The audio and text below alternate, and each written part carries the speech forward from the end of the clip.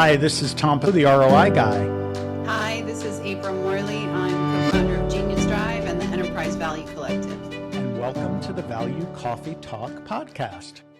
This podcast is a service of the Enterprise Value Collective, a community for business value-focused leaders and practitioners, and is sponsored by our value consultancy, Genius Drive. And our mission is to help you accelerate and optimize customer value and value articulation in each of your engagements and throughout the value lifecycle. And to help us do that today is Greg Peters. He's an accomplished senior go-to-market software and tech executive with 20 plus years of experience in scaling hypergrowth companies. And that included a stint as, I think, chief customer officer at Incorda, Alteryx, you were at Tableau, SAP, just to name a few. Welcome, Greg. Thank you. I appreciate being on the show today and chatting with April, who I've known for many, many years, and I've always enjoyed working with April. And nice to meet you as well, Tom. Yeah, great to meet you as well. And as I understand it, you've got a new advisory company, and in this advisory role, you help organizations build a cohesion of vision and kind of make sure that they're all aligned around that. What are the signs that you look for in terms of not having that cohesion, not having that vision within the organization? It's a great question, and not specifically where we go out looking for it. It's, we work with the PE firms and the VC firms that are in their portfolio of companies that are seemingly struggling with their go-to-market functions. And in this economy that we've all, experienced in the tech industry, and it's probably the most challenging one in the last 20 years, it's a very different environment. Mm-hmm. And what used to work 5 years ago does not work today. And so companies, they're struggling with what is customer success? How do you define it? How do you service your customers? And the old way does not transition in the new way. And so we go in and help companies with these go-to-market functions and understand a new way, a new perspective of looking at things. Yeah. Greg, we're seeing a lot more deals ending with do nothing on the new customer side. Those deals are getting delayed. On the renewal side, they've reached almost disastrous levels for some organizations that we've seen at record levels, where the retention turnover is at an all-time high and retention at an all-time low. Are you seeing those same things? Are those some of the symptoms that you're noticing? Yeah, the retention, has been a challenge again in this economy. In fact, one of the organizations we're working with now is having a big challenge in renewals. And I used the adage the other day that quantity does not equal quality, and throwing bodies at the problem does not solve it. And so you have to really think about a strategic way to go about it. But yeah, the renewals is a big challenge today. New business is enough of a problem of its own, but I believe taking care of existing customers is more important than ever. And you have to get outside of the old way and think outside the box. Yeah, absolutely. And we've heard that, at this point in time, value is absolutely critical. It's no longer a nice to have, but a must have. And you've mentioned that, it takes having a culture of value. And, what does it mean to have a culture of value, and what does that look like in action? April, I think back to the Tableau days when I first met you many years ago. And, this was, just date me now, but 10 years ago, probably, in the early Tableau days. And you were talking about value, and it was such a rapid growth phase that value necessarily wasn't on the forefront of selling, especially in the case of like a Tableau, but it became even more important. And you were leading the charge on that. And it's like I think about in leadership as well. I can say, hey, here's what we're going to do. This is going to get us in the right direction. If I say it once, don't walk the walk, not just talk the talk, but walk the walk. And you got to be was, I call it like a relentless vigil. It's got to be, you have to live, breathe, walk, talk about it all the time. It's this perpetual, really never ending pursuit of driving value. And, I think about it and I try to analogize things sometimes, a lot of times, because if you get out of the current situation and you can analogize it into somebody's world, it comes across a little better. And I'll say, like last time you had to buy a phone or some consumer product and you went into Best Buy, and you think about that, what were you looking for? Did cool get you there? Cool does not necessarily get you to where you want to be. There had to be some inherent value driving that to get there. Mm-hmm. Greg, you've definitely been through a couple of cycles in your career. As I said, chief customer officer. Did you start out saying, oh, when you were young, oh, I want to be a chief customer officer? Kind of tell us a little bit about your career path and kind of what some of your goals were early on and kind of how you got to where you got. I chuckle at that. I think when each of us is little, we have these hopes and dreams, and I want to be an astronaut, and I want to be, I think early on I wanted to be like a rocket scientist, and I wanted to be, a rocket engineer, and and I first got out of the house and went to college. I was in the full on, I'm free. Education wasn't really the first, and I had actually dropped out of school for a while, and I thought I'm gonna work at a grocery store the rest of my life and make great money doing it, having fun. And I was, probably the best thing that ever happened to me was doing that. But I worked in a really challenging area in Compton and during the Rodney King riots. Oh, wow. And what I appreciate about that is it let me experience many walks of life and get to know people for who they are. And there's some really great people, but I remember there is one guy, and he still sticks out to this day. He used to come in the store every night at midnight, and he dressed nicely, and I asked him what his story was.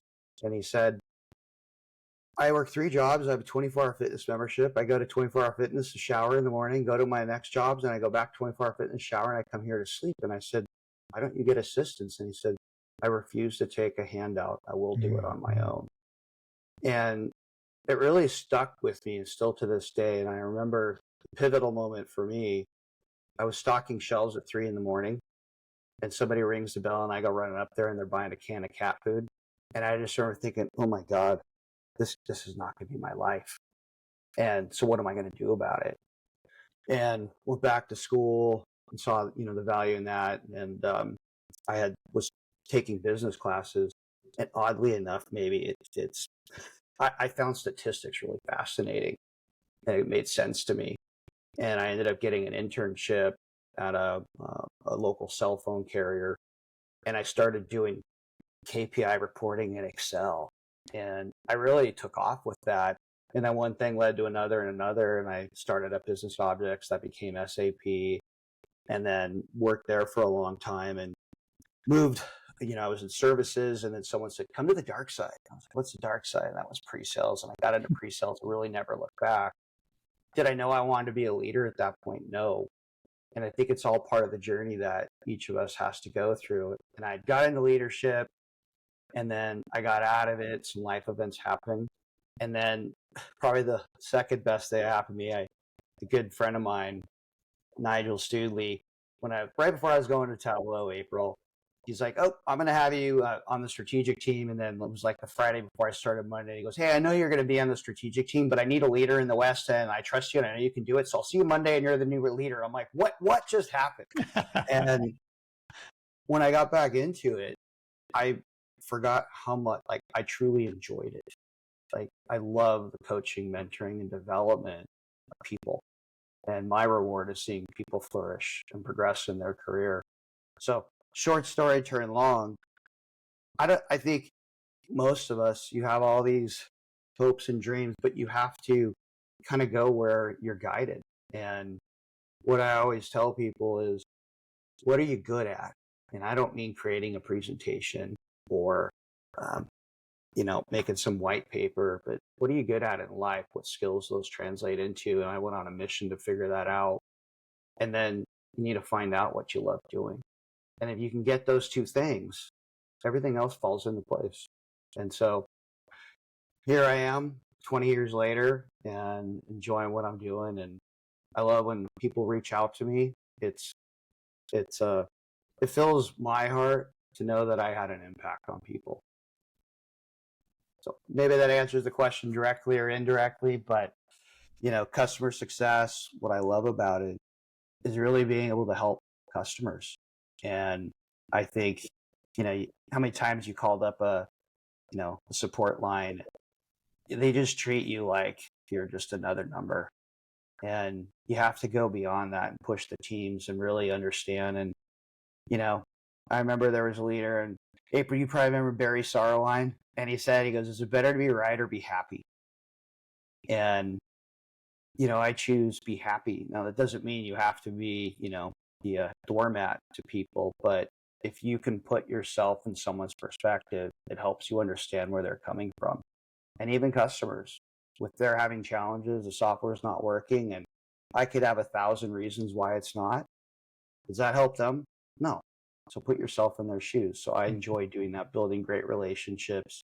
I'm their backbone. If they want to call at midnight, I'm there for them. Be there for them. But also to be forthright with telling them what doesn't work, what you're good at, what you're not good at. Because I remember in my early days, it was almost groomed into me at a company that you had to say yes to everything. And I don't think that's a good place to be, because you don't build trust. So I enjoy leading people is really what gets me up in the morning. And it fills me up and keeps me going. So many amazing nuggets in that story that we could comment on. Thank you for sharing it. And it sounds like, kind of going through the hard times, maybe not knowing exactly what you wanted to do in the beginning, saying, I'm going to figure it out. I'm going to, follow a passion, maybe not knowing what that passion is, finding statistics as in like a spark of interest that then led you down a journey to a new career, to becoming a leader, then ultimately giving back through leadership and through supporting and developing and enabling others to be successful, whether it's the customers or people who work on your team. And it sounds like finding fulfillment in that process, having gone on this journey. Yeah. And, I talk to my teams and I say, if I can spare you the pain of some of my mishaps and make your journey a little easier, I'm happy. Right? We all don't know what we don't know, but also you have to give room a little leeway to fail. Not fail miserably, but we learn through our mistakes. And sometimes if you don't let people make the mistakes, then they don't learn. And I use the analogy. It's like if we're in the office one day and April, you're my boss, and you're like, Greg, move that chair. I'm going to do it because you're my boss, but I'm like, wow, she's a real special one. But if you say, hey, Greg, do you mind moving that chair? Someone tripped over it, and I don't want anyone else to get hurt. You get the same outcome. But one way I look at you as a not so great person, the other, I think, wow, she really cares. And I do it with passion. So why can't everybody lead that way? So speaking of coaching people, Greg, we had talked about how one of the biggest challenges with coaching is around sales engineers and customer success teams and defining their roles and what are the required skill sets that they should have, because it seems like it changes in every company. So how do you approach that?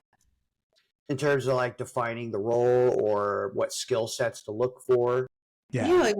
So let's say a sales engineer enters the organization. Like, what is their job responsibility day one? How do they know what it is? How do they get coached and enabled to have those skills?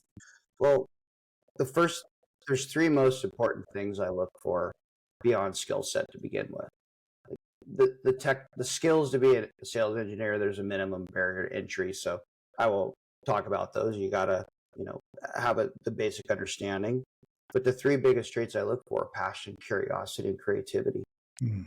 You know, it's not something you can teach. I can't say, April, go be more passionate. You either have it or you don't. I can say, April, go be more curious. You have it or you don't. Passion is what people put into the job, the role, to get things done, to go, learn on their own, to really exude that passion to customers. And curiosity is finding solutions to challenges that come their way. And, and creativity is thinking outside the box. I look for those skills above and beyond with any customer facing role. And for onboarding, I think it is incredibly important, because if you don't give people the foundation, the road to success and what it looks like, they're not going to be satisfied with their job. They're going to be left kind of floundering. They're going to feel like they're not contributing. And so having this path to success and what it looks like gives people that road. It also, on the other side, it helps see how people are moving in their journey and are they there or not? And if they're not there, then something needs to be done. But if you don't set those expectations and have that path, then really it's on the company, it's on the leader, it's on the organization, not the individual's fault if they left them to their own devices. Yeah. Greg, when it comes to sales engineers, I look at value and some of the skills we need to get them to be maybe, they're coming in a lot of times with a very product focused, right? As you said, there's a technical bar. They need to be very schooled on the solution itself. But then you've got the business value side of it. And a lot of times that's a hard transition to make. I think some of the skills you mentioned are very much what make you a better value focused individual, like caring about the customer outcomes, curiosity. Talk about how we can get sales engineers to be more value centric and product, because they need that as well. I see that challenge time and time again. And, I'll hear sometimes sales engineers say, I'm just the demo monkey or the demo donkey. And, I could say, well, let's go talk to sales and let's change that. Mm-hmm. But here's the thing. If they're only ever acting in that capacity, why would anybody view them otherwise? Is your time valuable? If it's valuable, then do something about it. So why don't you become a strategic partner instead of just waiting for that demo to appear in your calendar? How about you reach out, you take a proactive approach, you work with your sales team and say, hey, here's what I was thinking about this account. Have we considered this? I've read some of their pain points. I'll ask them, when's the last time you went out and looked at an SEC report filing if they're a publicly traded company? Mm-hmm. Go look at blogs. What are some of their top initiatives? What's the CFO saying? How about you take a look there? If they're trying to save costs, how do we help them save costs? How do we help them increase revenues? How do we improve their supply chain? So if you don't act as a strategic partner and you're not adding value, no pun intended, to the organization, then why would people see you differently? So I try to pivot people's mindset, and you can't, it's easy to point a finger, right? But pointing a finger, that doesn't solve a problem. Mm-hmm. And so I really pivot the teams to think about that and what value they're bringing. And, if you just show up to a customer meeting and you go through and say, look, if I click here and I do this and I do that, how cool is that? That doesn't sell software. And a very old salesman a long time ago, early in my career, said, Peter's cool doesn't sell software. You can have the coolest product on the planet, but if it doesn't add value, why are they going to buy it? Why are they going to spend money on it? So while it's not a direct like, hey, here's A plus B equals C, right? It's getting people to pivot, their thought process and how they bring value to a company, having a great demo methodology. And, one of the analogies I use there, it's like, Tom, let's say you're looking for a house and I'm a home builder, and I say, hey, Tom, let me show you how to build a house. You lay the foundation, you put the rebar, you build, you put the 2x4s up. Are you following along? No, because you have no clue where I'm going. But if I start and show you this amazing, beautiful dream home, whatever, overlooking the ocean, infinity pool, all the bells and whistles. You're like, yeah, I want that. Then you're going to be bought into me showing you how to do it. But if you think about it, that starts with value, because I brought some value to you that you're now interested in. Yeah, help me get that vision, right? And understand what the art of the possible is and how it applied to the use cases like my 3 kids and wife and everything else. Yeah. And I think how many times we've all been on a presentation from a vendor trying to sell us something, and they're going through, we're ABC company, we've been in business, 10 years, and we have this many customers and this much revenue. Do you care? No, more than often than not. And now I've got on those and have people try to sell to me, and I'll stop them and I'll say, I don't want to hear this. Mhm. I want to know, like, show me what I don't know. Show me what great looks like. Show me where I need to be, the art of the possible. Then we can have a conversation. And I think a lot of sales organizations make them fall into that pit trap of, we've been in business 20 years and we have this many customers. You've lost people. But by starting with showing what great looks like, again, that ties into value. You've shown them some value, right? So value, back to your original question, it has to be like in the DNA. You have to preach it, not just preach it, but demonstrate it, show it in all aspects of the organization, not just an incredible ROI calculator that April builds, but it has to be infused in really the entire go-to-market function. Yeah, absolutely. And I love what you said about, it's not just about kind of the role that's asked of the team, right? They feel like they're supposed to go and do a demo, but it's about, how do you show up to the demo? Are you showing up as a strategic partner? Are you talking about the outcomes they can achieve? Are you setting the vision and showing your understanding of the business, which really, creates like trust with the customer and really positions you in a very different way. So like these are really good suggestions for building trust. Do you have any other thoughts on trust building and how teams can set the right expectations with customers?